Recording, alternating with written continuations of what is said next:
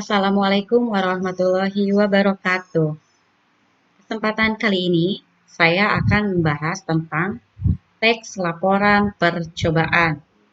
Kompetensi dasar 3.1 yaitu mengidentifikasi informasi dari teks laporan percobaan yang dibaca dan didengar.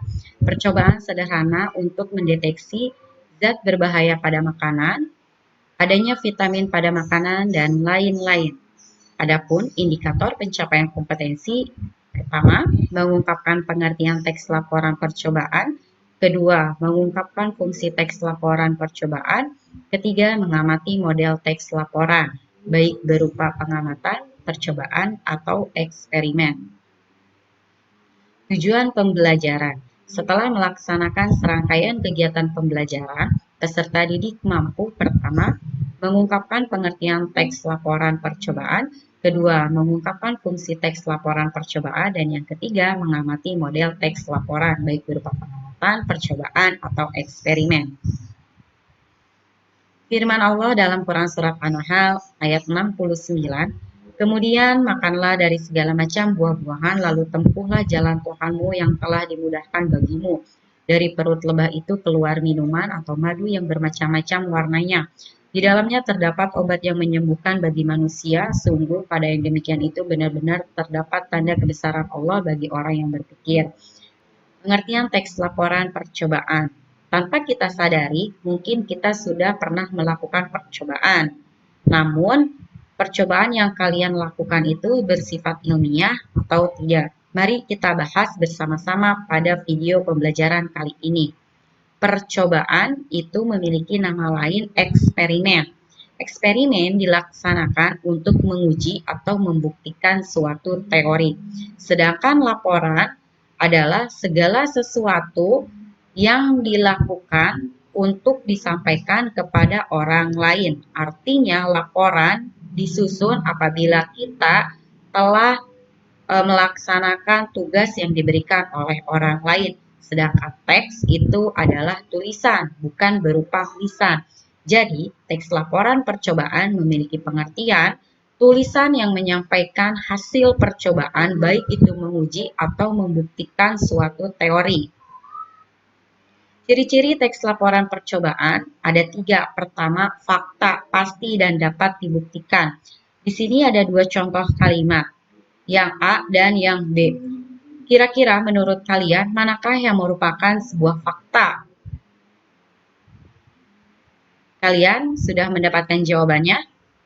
Ya, yang merupakan fakta adalah yang B. Mengapa? Karena di dalam kalimat B tidak terdapat kata sekitar, berbeda di dalam kalimat A. Kandungan vitamin C pada jeruk nipis itu sekitar 27 mg. Kata sekitar ini merupakan sesuatu yang belum pasti dan masih dalam keraguan-raguan.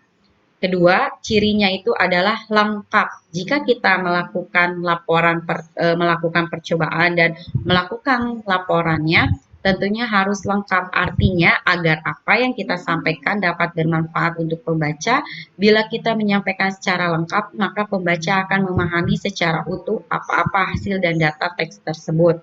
Dan yang ketiga, bersifat objektif. Artinya, sesuai dengan keadaan sebenarnya. Jika kita melakukan percobaan, itu tidak boleh dimanipulasi, tetapi harus objektif sesuai dengan keadaan yang sebenarnya.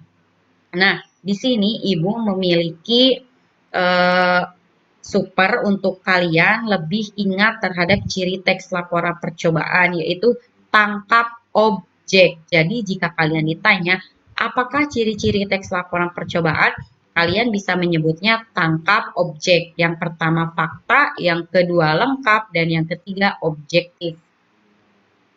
Nah, fungsi teks laporan percobaan ada 5. Pertama, sebagai sumber informasi. Tentu bila kita melakukan percobaan itu menjadikan informasi bagi pembaca.